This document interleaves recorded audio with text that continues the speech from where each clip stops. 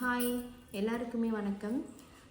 சரண்யா அப்படிங்கிற ஒரு சிஸ்டர் வந்து புது சப்ஸ்கிரைபர். அவங்க வந்து கேட்டிருந்தாங்க, நார்மல் டெலிவரி ஆக வந்து டிப்ஸ் சொல்லுங்கள் அப்படின்னு சொல்லி கேட்டிருந்தாங்க. எனக்கு வந்து 9th மந்த்து ஸ்டார்ட் ஆகி போயிட்டு இருக்குது. இப்போ வந்து அந்த டிப்ஸை தான் நானும் ஃபாலோ பண்ணிகிட்ருக்கேன். ஸோ அதனால் எனக்கு தெரிஞ்ச டிப்ஸை வந்து உங்கள் கூட ஷேர் பண்ணுறதுக்காக இப்போ நான் வந்து இந்த வீடியோவை மேக் பண்ணிகிட்டு இருக்கேன். இப்போ நம்ம வீடியோக்குள்ளே போகலாம். ஃபர்ஸ்ட் ஆஃப் ஆல் என்னென்னு பார்த்தீங்கன்னா, 7th மந்த்தும் 9th மந்த்தும் பேபியோட பொசிஷன் வந்து எப்படி இருக்குதுன்னு சொல்லி ஃபஸ்ட்டு பார்த்துக்கோங்க. செஃபாலிக் பொசிஷனில் இருக்கான்னு சொல்லி பார்த்துக்கோங்க. ஏன்னா பேபி வந்து செஃபாலிக் பொசிஷனில் வந்தால் மட்டும்தான் நார்மல் டெலிவரி பண்ண முடியும்.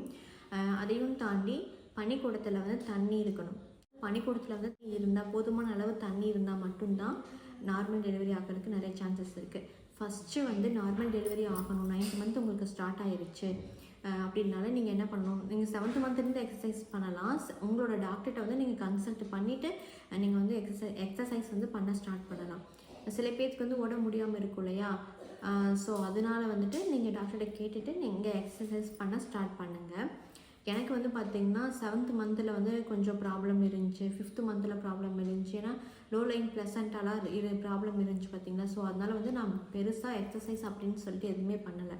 நான் 9th மந்த்து ஸ்டார்ட் ஆனதுக்கு பின்ன தான் வந்துட்டு நான் கொஞ்சம் கொஞ்சமாக எக்ஸசைஸ் பண்ண ஆரம்பித்தேன். ஃபஸ்ட்டு வந்து நார்மல் டெலிவரி ஆகணும் அப்படின்னா மூச்சு பயிற்சி பண்ணுங்கள். அது உங்களுக்கு நார்மல் டெலிவரியாக ரொம்பவும் ஹெல்ப்பாக இருக்கும். அதையும் தாண்டி வாட்டர் வந்து அதிகமாக குடிங்க. தண்ணி அதிகமாக குடிச்சிங்க அப்படின்னா பனிக்கூடத்தில் போதுமான அளவு நீரும் இருக்கும். அதையும் தாண்டி குழந்தைக்கு வந்து மூச்சு முட்டாமல் இருக்கும். அதையும் தாண்டி நார்மல் டெலிவரி ஆகிறதுக்கு நமக்கு ரொம்பவும் ஹெல்ப்பாக இருக்கும்.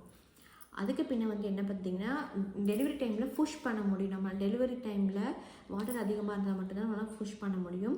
அதுக்கு பின்ன வந்து ஹஸ்பண்டோட சப்போர்ட்டோட ஹஸ்பண்டை நின்றுட்டு நம்ம வந்து ஹஸ்பண்ட் கையை பிடிச்சி ரொம்ப கீழே உட்காந்து எந்திரிக்கக்கூடாது. பாதியாக உட்காந்து எந்திரிப்போம் இல்லையா, அந்த மாதிரி பண்ணும்போது நம்மளோட கர்ப்பப்பை வாசல் வந்து ஓப்பன் ஆகிறதுக்கு நிறைய சான்சஸ் இருக்குது. அதுக்கு பின்ன வந்து கர்ப்பப்பை வந்து நமக்கு கர்ப்பப்பை வாசல் வந்து நமக்கு எவ்வளோ சென்டிமீட்டரில் வந்து ஓப்பன் ஆகிருக்குன்னு சொல்லி ஃபஸ்ட்டு பார்ப்பாங்க. அதுக்கு பார்த்த பின்ன தான் வந்துட்டு நார்மல் டெலிவரி பண்ண முடியும். நம்மளோட 5 ஃபிங்கர்ஸ் இருக்குது பார்த்திங்களா, அந்த 5 ஃபிங்கர்ஸ் அளவு வந்து ஓப்பன் ஆகணும். அதில் வந்து 3 ஃபிங்கர்ஸ் அளவு ஓப்பன் ஆனாலே போதும். அதுக்கு தான் வந்து 9th மந்த் உங்களுக்கு ஸ்டார்ட் ஆன உடனே வந்து செக்கப் வர சொல்லுவாங்க. டெலிவரி ஆனவங்களுக்கு எல்லாருக்குமே தெரியும். டெலிவரி ஆக போகிறவங்களுக்கு நான் சொல்கிறேன். ஏன்னா வந்துட்டு வீக்லி ஒன்ஸ் வந்து ஹாஸ்பிட்டல் செக்கப் வர சொல்லுவாங்க. எதுக்குன்னு சொல்லி பார்த்தீங்கன்னா, எந்த அளவுக்கு வந்துட்டு அந்த கர்ப்பப்பை வாசல் வந்து ஓப்பன் ஆகிருக்குன்னு சொல்லி பார்ப்பாங்க. அதுக்கடுத்து வந்து தூங்கும்போது வந்து லெஃப்ட் சைடு தூங்குங்க. மோஸ்ட்லி 7th மந்த்லேருந்து நீங்கள் லெஃப்ட் சைடு தூங்க ஆரம்பிங்க. திடீர்னு வந்து 9th மந்தில் வந்து லெஃப்ட் சைட் தூங்கணும்னா முடியாது, ரொம்ப கஷ்டமாக இருக்கும். ஸோ அதனால் 7th மந்த்லேருந்தே முடிஞ்ச அளவுக்கு லெஃப்ட் சைட் தூங்க ஆரம்பிங்க. ஏன்னா அப்படி பண்ணும்போது பேபி வந்து கரெக்டான பொசிஷனுக்கு செஃபாலிக் பொசிஷனுக்கு வருவாங்க. அப்படி வரும்போது நார்மல் டெலிவரி பண்ணுறதுக்கு நிறைய சான்சஸ் இருக்கும். அதுக்கு பின்ன வந்துட்டு உங்களுக்கு ரொம்ப முடியல, என்னால் லெஃப்ட் சைடே படுக்க முடியல அப்படின்னாலும் நீங்கள் எந்திரிச்சு உட்காந்துட்டு நீங்கள் ரைட் சைடில் வந்துட்டு படுக்கலாம்.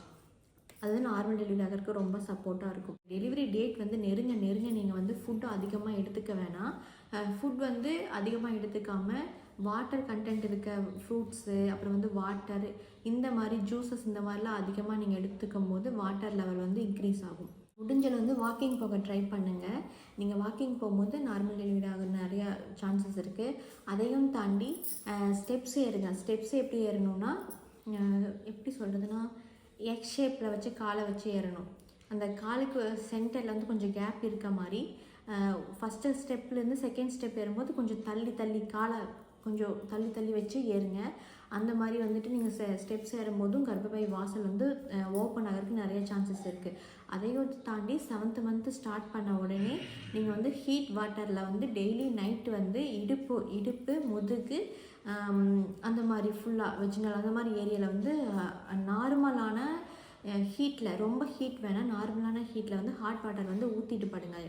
குளிச்சுட்டு படுக்கும்போது கன்ஃபார்ம் வந்து கர்ப்பப்பை வாசலும் ஓப்பன் ஆகிறதுக்கு நிறைய சான்சஸ் இருக்குது. அது கண்டிப்பாக பண்ணணும், அது கண்டிப்பாக பண்ணுங்கள். அதுக்கு பின்ன வந்து ஒரு சிஸ்டர் கேட்டிருந்தாங்க, விளக்கெண்ணெய் வந்து டெய்லி சாப்பிடுவீங்க. ஏன்னா நான் வந்து சொல்லியிருந்தேன் விளக்கெண்ணெய் சாப்பிட்டா நார்மல் டெலிவரி ஆகும்னு சொல்லிட்டு. ஸோ அதுக்கு வந்து கேட்டிருந்தாங்க, விளக்கெண்ணெய் நீங்கள் சாப்பிடுவீங்களான்னு சொல்லி கேட்டிருந்தாங்க. உங்களுக்கு வந்து வாமிட்டிங் இல்லை, எனக்கு வந்து 5th மந்தோடய வாமிட் ஸ்டாப் ஆயிடுச்சு அப்படின்னா நீங்கள் வந்து விளக்கெண்ணெய் வந்து எடுத்துக்கலாம். கொஞ்சம் ரொம்ப எடுக்கணும்னு சொல்லி இதுக்கு தேவையில்லை. காயின் சைஸ் அளவு மட்டும் நீங்கள் விளக்கெண்ணெய் வந்து தினமும் இன்டேக்காக இருக்கலாம். ஆனால் எனக்கு வந்து வாமிட் வந்து நிற்கலை. இப்போ வரைக்குமே எனக்கு வாமிட் அதிகமாக இருக்குது. அதையும் தாண்டி எனக்கு அல்சர் பிரச்சனை இருக்கனால என்னால் வந்து காரமான ஃபுட்டு, ஆயிலான ஃபுட்டெல்லாம் எடுத்துக்க முடியாதனால நான் வந்து விளக்கெண்ணெய் வந்து சாப்பிடலை, நான் எடுத்துக்கலை. ஸ்டெப்ஸ் ஏறுங்க. ஸ்டெப்ஸ் ஏறுறதுனால உங்களுக்கு வந்து ரொம்பவும் கர்ப்பப்பை வந்து சீக்கிரமாக ஓப்பன் ஆகிறதுக்கும் சீக்கிரமாக பேபி வந்து வெளியே வர்றதுக்கும் ரொம்பவும் நிறைய வாய்ப்பு இருக்குது.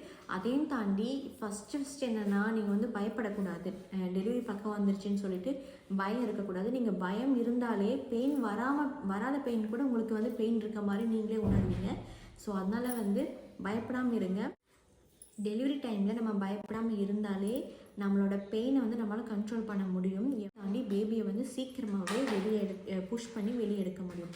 நீங்கள் பயந்துட்டிங்கன்னா சின்ன பெயின் கூட உங்களுக்கு பெரிய பெயின் மாதிரி தெரியும். ஸோ வந்து டெலிவரி டைமில் நமக்கு வந்து ரொம்ப ஸ்டொமக் பெயின் இருக்கும். ஸோ அதனால் எதுவும் பயப்படாதீங்க, ரிலாக்ஸ்டாக இருங்க.